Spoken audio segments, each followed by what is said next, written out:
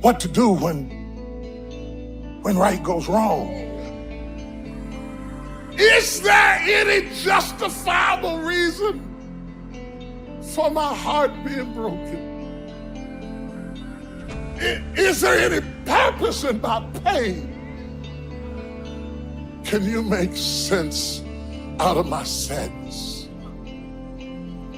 Or did I just go through all of that for nothing? It's about the obstacles. It's about the challenges. It's about the pain that you endure along the way. Stand on the platform, but when that happens, your mind has to immediately shift back, because now you felt and tasted something that you can only get through winning. Are you willing to do it again? If you're willing to suffer, and I mean suffer, your brain and your body, once connected together, can do anything. You have to do the process. The process is non-negotiable. It's just, you have to do it. It's about the grind. Do you have the courage to think? Because if you can think, you can change.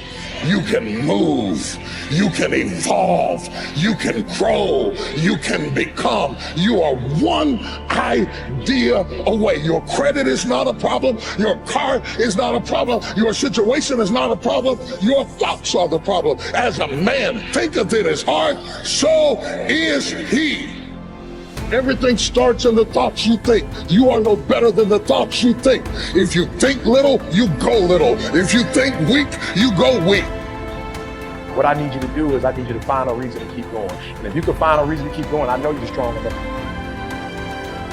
Every human has what it takes to get past whatever they're going through, if they decide to. If you want to level up your character, then you need to get out here and do it. That's the game. Go look in the mirror right now. Humble yourself. Stop sitting there with an ego. Realize you ain't shit. You need to be around brave men. You need to be paying attention. Listen to the truth. I wasn't born this way. I absolutely not really made myself this way. And any single one of you men out here can do the same thing. If you're a man, you have duty, you have honor, you have things you should be doing regardless of how you feel. You should get up and do what needs to be done. And to me, those are the individuals that win in life.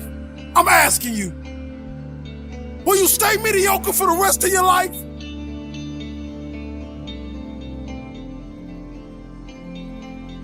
Success happens to you not because you desire it, because you earn it. Everybody desires it.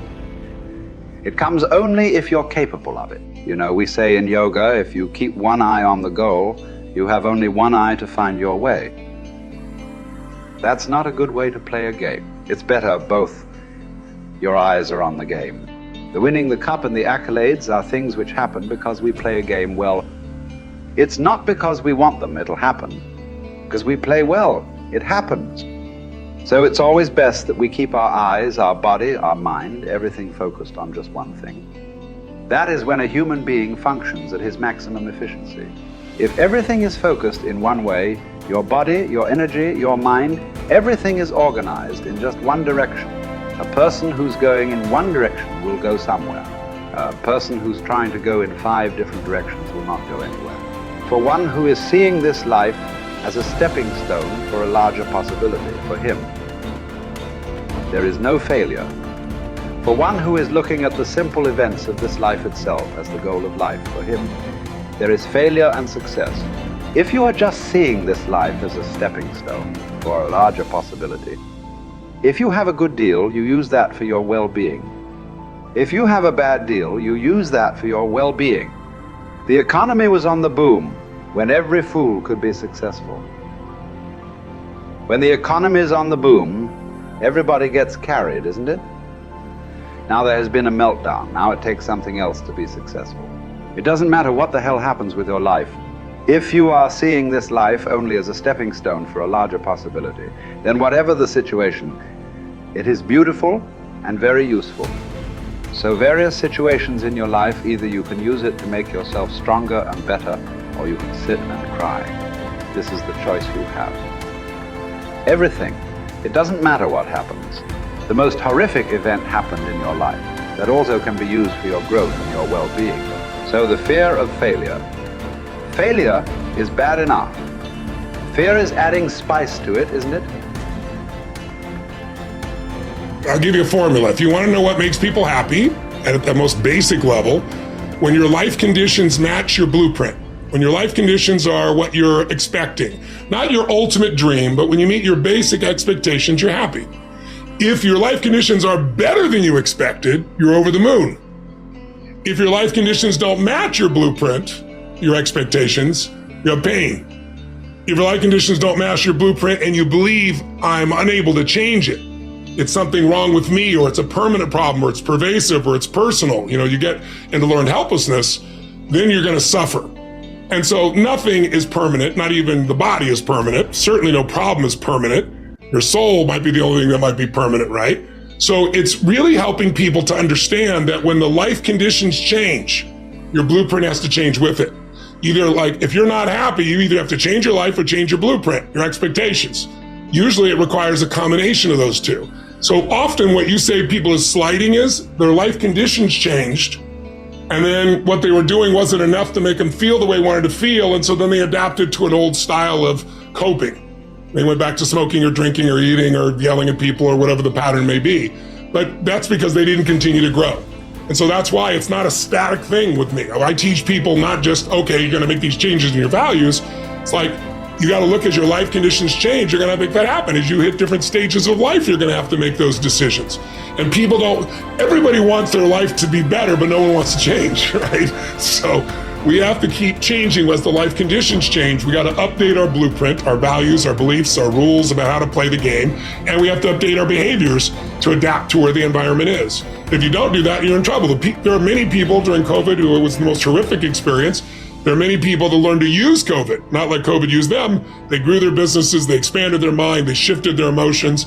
They did things they never would have done. Other people gained 20 pounds, right? So it's all a matter of, do you adapt to the life conditions? And do you learn how to learn? Because this isn't a one-time thing. Oh, I did this thing. I went and worked out for a weekend. Now I'm pumped. Well, great. How long is that going to last? You're going to have to continue to use that and have a daily practice. Otherwise, you, of course, go back. And that's the biggest missing thing. I teach people daily practices that get them to take what they've learned and make it ongoing in their life, as opposed to, wow, I had this great weekend. The big question is, are we letting ourselves become what we wish to become? In this most important subject of association, here are some actions you may want to take. First, disassociation. You may, after a study of those 3 questions, who am I around, what are they doing to me, and is that okay, you may come to the serious conclusion that there are some people you just have to break away from. I'm not saying that it's an easy step to take, and it's not to be taken lightly. However, I am saying it may be an essential task. You may just have to make that hard choice not to let certain negative influences affect you anymore. Remember, it could be a choice that saves the quality of your life. The second action you may want to take is limited association. It could well be that you are spending too much time in a certain area of your life with a certain group of people. It's easy to put time and effort in the wrong place. The guy spends 3 hours at the ball game and 30 minutes listening to the sermon. See, that's called out of balance. 30 minutes for spirituality, 3 hours for entertainment. That doesn't weigh well 5 years from now, 10 years from now, when you take a look at the sum total of your values in your life. Here's one of the easy ways to end up with a mediocre average life: spending major time on minor things. Sophisticated people learn to weigh everything before they spend time or money. You've got to weigh before you pay. Whether you're going to spend heavy time or light time, you've just got to weigh. Otherwise, if you're not careful, you can get trapped into spending heavyweight time with lightweight people. Now, it's okay to have casual friends as long as you give them casual time, not serious time. Spend major time with major influence and minor time with minor influence. It's so easy to do just the opposite, but don't let it be said that you fell into that trap. So maybe all you need to do to change some of the influences in your life is not to eliminate them, but merely limit them. Say, I have a good time with these people, but I'm not going to spend days and days with them anymore. I'm just going to cut that down and save some of that time for more major people and more major enterprises. Remember, it's your life. You can spend your time with whomever you want and whenever you want. But you didn't invest in this program for me to kid you. Take a look at your priorities and your values. We have so little time at our disposal. Wouldn't it make sense to invest it wisely? If you have only $100 in your pocket, it's okay to spend 20 for fun and put 80 toward your important values and commitments. But would you be happy reversing those percentages? Better to put the majority of your money where you know it will get you a positive return, rather than put it where the taste is brief and the results are poor. Of course, you must be the judge. You must determine whether the situation and the people call for disassociation or limited association. But remember, if it isn't taking you where you want to be 5 years from now, 10 years from now, now is the time to fix it.